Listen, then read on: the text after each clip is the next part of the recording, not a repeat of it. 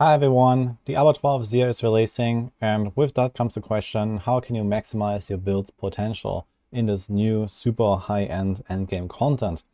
And one of those probably more overlooked avenues is consumables. So I want to talk about those and those that I believe are the best ones to use for most builds and give a bit of like upsides and downsides for each of them. So there are crafted consumables and there are drop-only consumables, mostly elixirs, and then there's also incenses.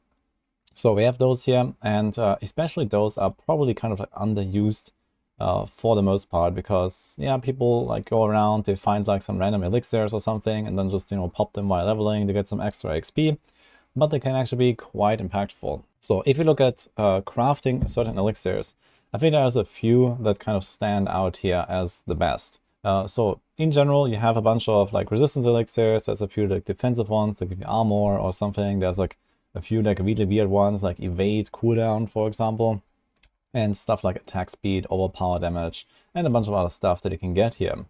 Now, for the most part, most of them are kind of weak, to be honest, at least those crafted elixirs. And the drop-only ones is really where it's at. But if you look at this here, there is one that stands out, which is the Heady Assault Elixir. It gives you 20% attack speed, and it is a fairly good price for what you get, in my opinion. This is for any build that actually scales with attack speed in some way, like maybe not, something that relies on like minions or like auto casting stuff too much or so. But most typical attack builds definitely can profit from 20% attack speed, which also has the added advantage of, for example, triggering more lucky hits, triggering more like, undying vampiric procs, for example, for healing, and these kind of effects. There's also stuff like, for example, the crushing elixir gives you overpower damage. This is absolutely worthless. When you play an overpower build, you have, north of like 1500, 2k or so overpower damage already. So this basically does nothing, because this is almost guaranteed just additive damage. And there's also stuff like the crit elixirs. But with the nerfs to crit damage in Season 2, this has kind of lost a lot of value. While 6% crit chance is definitely pretty solid, if you can profit from attack speed anyway, I think this is just a way better offensive elixir. And there is some other stuff here. For example, if you simply cannot find a way to cap your resistances, you could also run one of these resistance elixirs. However, I think they're overall kind of weak. The main advantage is that you get some maximum resistance here. 6% maximum resistance when you have 70% already is equivalent to 20% damage reduction. So you can have 20% extra damage reduction against one element, but this is pretty much about it. And this is pretty weak when you compare this to, for example, a Fortitude elixir that can give you nearly like 20% EHP against everything and not just on one resistance type. So these resistance elixirs are kind of like a last resort. There's also like the magic resistance elixir somewhere. We can get 25 to all, but I would really not suggest to have to rely on magic resist elixir. However, apparently those Abattoir of Zir runs are going to have randomized, unknown Nightmare Dungeon affixes, and one of them is resistance breakers. And well, it turns out that resistance breakers exactly removes 25% of your all res. So if you actually happen to find out that there is a resistance breaker map going on, and you are just barely capped on some resistances, for example, you're just overcapped by like, 10, like 0% or 5% or something like that. Or like here, for example, I have 17% overcap. So if I get 5 stacks of resistance breakers, I will actually be not capped anymore on my cold res here.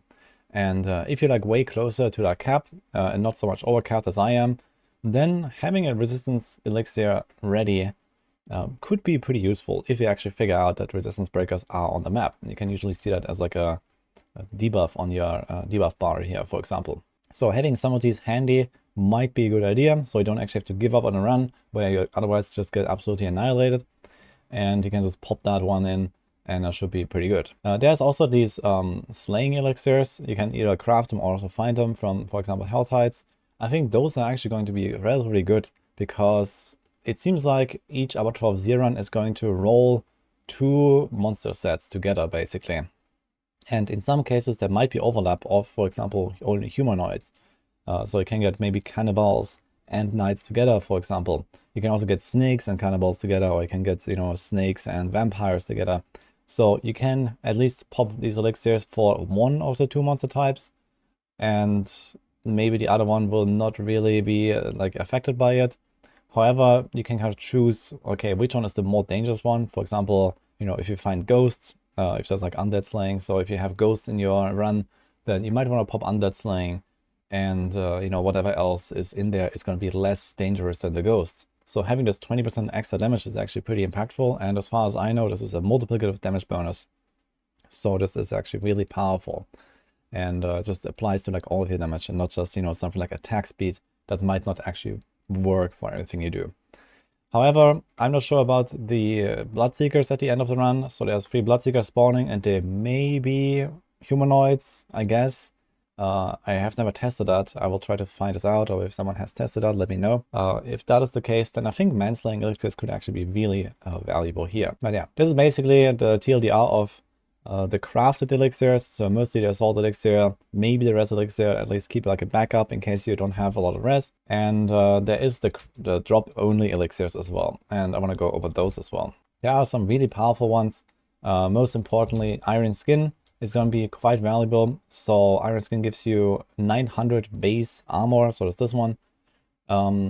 This is one of the most powerful elixirs in the game, I say, but it only comes from Helltide, so it's kind of hard to get. You can also find like random drops sometimes, but you know, this is really rare.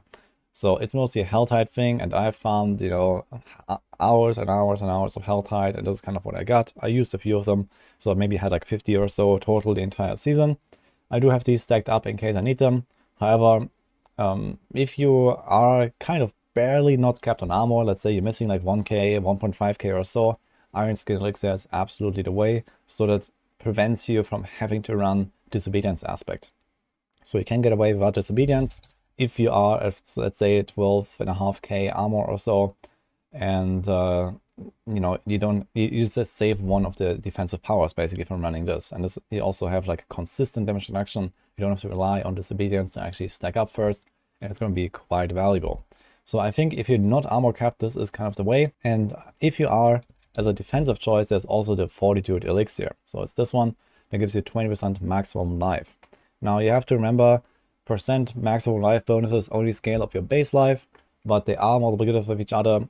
So this is pretty valuable. And if you especially don't have a lot of extra maximum life, like flat rolls, for example, like a ring, then this is almost purely 20% extra EHP. So in some cases, for example, here I have like a ring roll, I have like a chest roll, but that will be replaced. Not really too much, and it doesn't really dilute the value of the Fortitude Elixir too much if you don't like mega stack flat life rolls. But even if you have, let's say, 4 or 5 of these rolls, it's still a valuable EHP upgrade of probably like 15% or so. So this is pretty good because what I mentioned earlier with the resistance elixirs, yeah, you get plus 20% extra damage reduction against one of the resistance types from having plus 6 maximum res, or you can just have plus 20% life that protects you against everything. So 42 elixirs are definitely really strong, and again, they only drop from the Helltides chests. So they're kind of rare, but really valuable in my opinion. And lastly, as another kind of important drop-only elixir, we have the Cruelty Elixir, 15% crit chance. That is no joke, especially certain builds that like hyperscale with crit in some way. Something like Bone Spear, something like some rogue builds that have like extra effects from actually critting, not just the extra damage itself. This can be really valuable, but yeah, 15% crit is a lot. So this can really help you to like trigger your effects and just give you more damage. So if you don't feel like you need the Iron Skin or you need the Fortitude, then this is a really good offensive upgrade. And for crit-based builds, probably better than Assault Elixir in my opinion, because especially in Season 2, it's quite easy to get a lot of attack speed through the Ravenous power from vampiric effects, for example. So attack speed is not as good as normal, and crit, I think, in general just applies to more builds than attack speed does. And let's get to the last topic here. This is the incenses. So there's 3 different types, and if you're not aware of how this works, I don't blame you, because I think almost no one uses these things.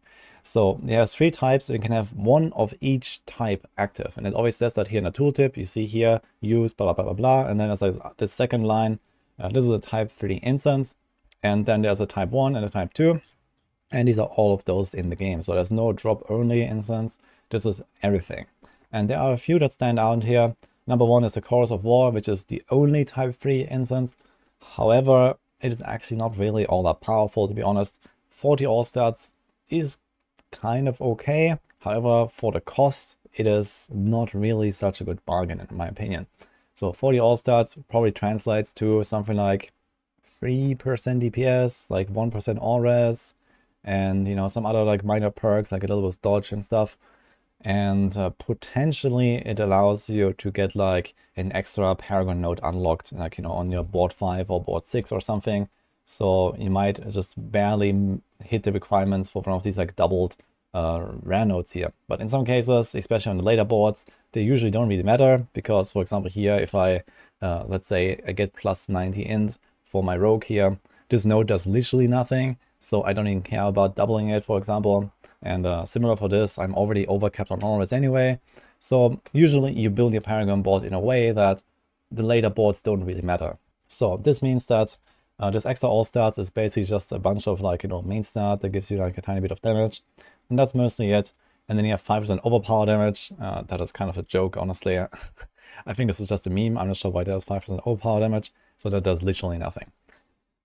So Chorus of War, if you have like infinite flowers, or you just don't really intend to play Abattoir of Zir very much, I guess you can craft this, but it has rather low value for the cost. However, there is one, or there's actually two that are really good value. Number one is Spirit Dance. This is one that I've used quite a lot. It doesn't cost as much, 15 Gather Wine, 10 Howler Moss. Especially if you've been farming some vampire stuff, then you probably have a lot of Howler Moss like I do here, and Gather Wine just kind of stacks up. And this gives you 5% dodge, and 5% dodge is actually a pretty good effect. It's effectively like roughly 5% average damage reduction. In fact, a little bit more than that, because it stacks additively with your existing dodge. So if you already have a bit of dodge chance, then this is actually like slightly higher value. So I really like using this one. It just gives you like extra chances to survive basically, and especially in Abattoir of Zir you have only one life. This can actually be a lifesaver when you just avoid like a big incoming attack. Another really good type 1 instance is also the Song of the Mountain. It gives you 200 armor. So in case you're just like barely not reaching the armor cap, for example, this could be yet another tool to use. So this is also something I would suggest here. But the problem with this one is it needs Bite Berry, and with Fractured Peaks not being in the Helltide rotation this season, like no one has any Bite Berry basically. There is going to be this holiday event that starts soon, like a week after Abattoir of Zir, and that was going to take place in Fractured Peaks. So I guess after that goes live, a lot of people are going to grind out Fractured Peaks, and then you can look for those Bite Berries. But right now, like I really noticed, like, look at this here. I have like, you know, 2,000-3,000 of some of these flowers, and I have like no Bite Berry whatsoever. This is because Helltide just does not exist in Fractured Peaks right now. So this is kind of like how it goes. But other than that, Song of the Mountain can be really useful for getting that armor cap. And then there's a bunch of other like, you know, type 1 instances, as you can see here. There is potentially those main stat incense as well, 25, but I don't think they're really valuable enough. Again, this is something like a 1.5% damage increase or so.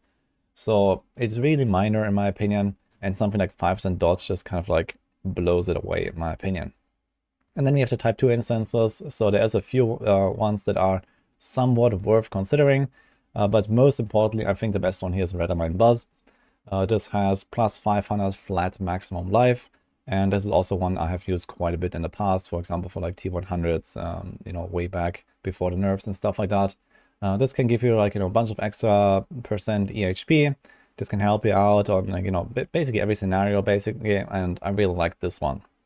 There are some other type 2 instances. Here's a bit of all stats, for example, but it's even worse than the Chorus of War, and I already don't find that very great, to be honest. And there's also those resistance ones. So here you can get like a bunch of res.